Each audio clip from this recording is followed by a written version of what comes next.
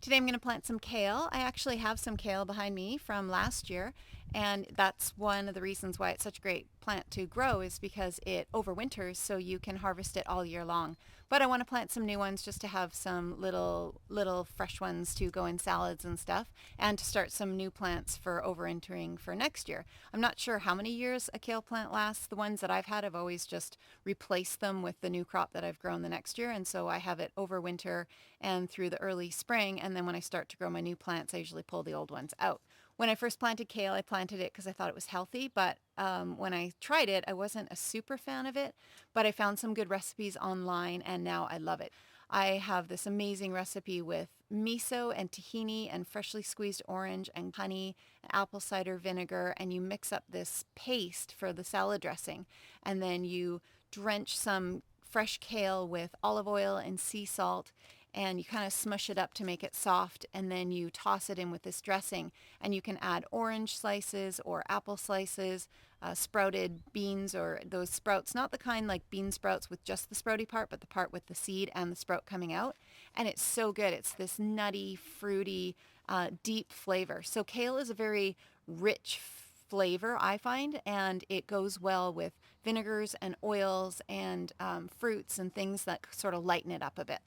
I also like to make kale chips, which is tossing a bowl of fresh kale with olive oil and sea salt and then put it on the oven on a very low heat, like 200 degrees or the lowest your oven will go. If you do it the lowest it'll go, then it won't burn, and you just leave it in there for half an hour, 45 minutes, and it is so delicious. It's actually, I think, better than chips. Sorry about the noise in the background. I've tried to film this like 15 times and I've just given up. I'm just going to talk through the noise. For me, kale's a bit of an acquired taste. So yeah, kale, it's healthy, it's delicious, it's super easy. The only thing easier I think could be potatoes. I accidentally grew some potatoes just by throwing some potato peelings into my compost. And also in my garden, every year I don't pull up all the potatoes, some get left behind, and those are my volunteers for the next year. I don't even plant potatoes anymore.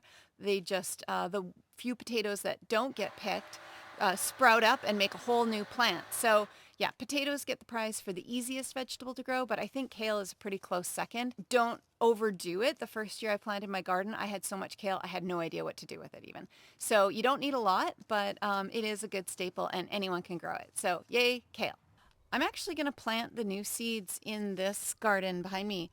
I use my raised beds for things that are a little bit more diva-ish. They're harder to grow, but kale will grow anywhere. So rather than wasting real estate in my raised beds, I'm just going to plant it in the front. That used to be grass and I pulled it up, and now I have strawberries in there.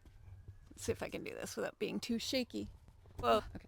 So that's what it used to look like, the grass on both sides, but I thought, well, I can use this to grow other things. So I've got strawberries and the kale plants, some fruit trees. This is a mulberry bush. So I'm going to harvest this for a kale salad or kale chips. I take it from the bottom.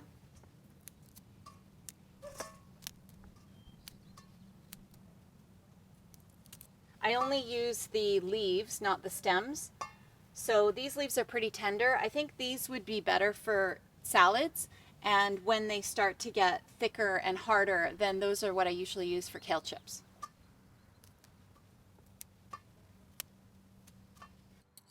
This salad is as good as I remember it being from last year. The sweetness of the apple and the orange and the honey and the creaminess of the miso and tahini and the olive oil, a little bit of sea salt. Kale is kind of almost a bitter flavor, but it balances really well with these other things. This salad is a real crowd pleaser. Every time I bring it to a barbecue or a party, people rave about it. It keeps in the fridge for 3-4 days. It's great, super healthy, delicious. Super kale salad. I had them in the oven for about an hour and they are perfectly crispy. I put Brewer's yeast on half of the batch and just sea salt and olive oil on the other half.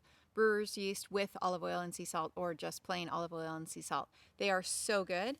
These are not something that you need to learn to love. They are good right from the start. I've been known to eat a whole tray of them at a time. So kale chips, super easy and absolutely delicious. I love kale.